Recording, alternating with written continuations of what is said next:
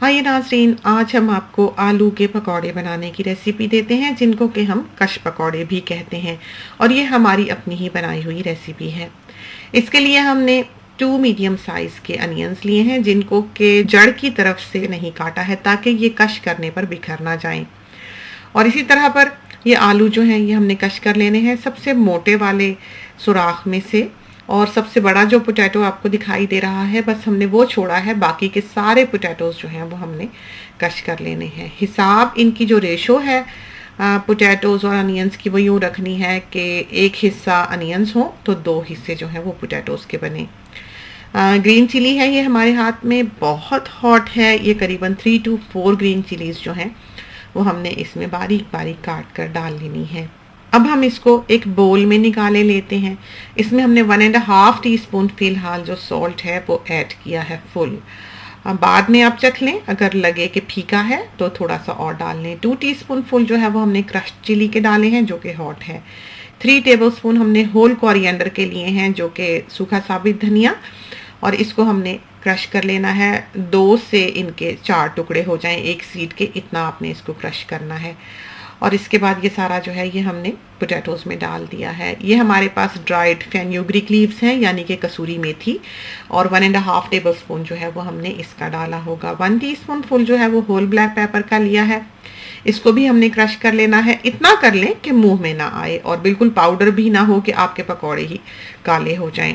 तो ये देखिए, इसकी ये सूरत हो जानी चाहिए, और इसको भी हमने अब जो है वो कश पोटैटोज़ में डाल देना है। अनारदाना है हमारे हाथ में, पोमीग्रेनेट सीड्स, और ये भी हमने 1 टीस्पून फुल जो है वो लिया होगा, और ये भी हमने पोटैटोज़ में डाल दिए हैं। 1 कप जो है हमने बेसन, इसमें ग्राम फ्लावर जो है वो छान कर डाला है, और अब हमने इसमें 1/2 टीस्पून जो है वो बेकिंग पाउडर का डाला है। 1 कप पानी से अब हमने इसको गूंथ लेना है। तो 1 कप जो है वो इसके लिए बहुत काफ़ी होगा, इसलिए कि इसमें प्याज है और पोटैटोज़ हैं, तो नमक लगते ही वो अपना पानी रिलीज़ करेंगे। तो ये हमने थोड़ा सा हिला के देखा है, हमें लगा है कि इसमें बेसन कम है, तो 1/2 कप या 3/4 कप जो है वो बेसन हमने इसमें और डाल लिया है। छाना हमने इसलिए नहीं इस बार कि जब हमने बेसन को छाना तो हमें लगा कि उसमें गुठलियाँ थी ही नहीं, बिल्कुल सॉफ्ट सा था, तो छानने की ज़रूरत महसूस नहीं की। लेकिन बाज़ औक़ात बेसन जो है उसकी काफ़ी हार्ड गुठलियाँ बनी होती हैं, तो उसको छान कर ही डालना चाहिए, आप छान कर ही डालें। अब जो इसकी कंसिस्टेंसी है वो बिल्कुल ठीक दिखाई देती है, ये ऐसे डोई सा, खीर सी, गाढ़ी सी बन जाएगी। बहुत सा कुकिंग ऑयल जो है वो हमने एक कढ़ाई में लेना है, वॉक में लेना है, और वेजिटेबल ऑयल है, और इसमें हमने ये पकौड़े जो हैं ये तल लेने हैं। टेबलस्पून लिया है हमने नापने के लिए, और 1 टेबलस्पून जो है करीबन वो एक पकौड़ा जो है वो भर के बनता है। बाहर का इस वक्त मौसम जो है वो काफ़ी ख़राब है, और थंडरस्टॉर्म है जिसकी की आवाज़ आपको पीछे सुनाई दे रही है। कांस्टेंट हीट जो है वो पकौड़ों के लिए बहुत ज़रूरी है। अगर हीट ठीक नहीं है तो पकौड़े ठीक कतई नहीं बनेंगे।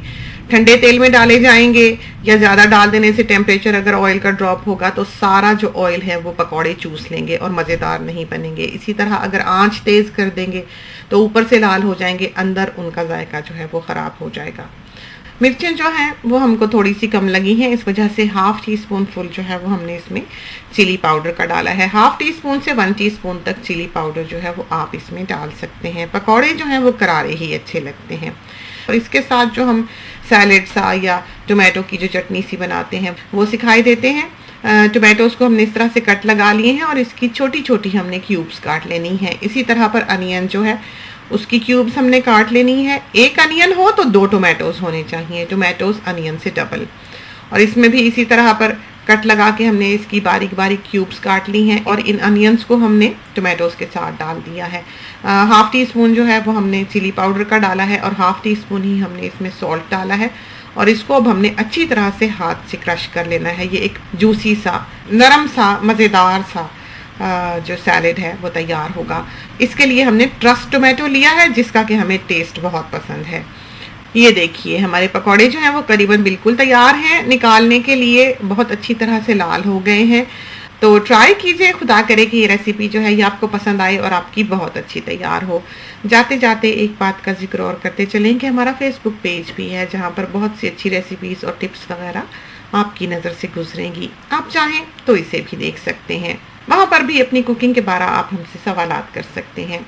इसके साथ ही हमें इजाज़त दीजिए। अल्लाह हाफिज़।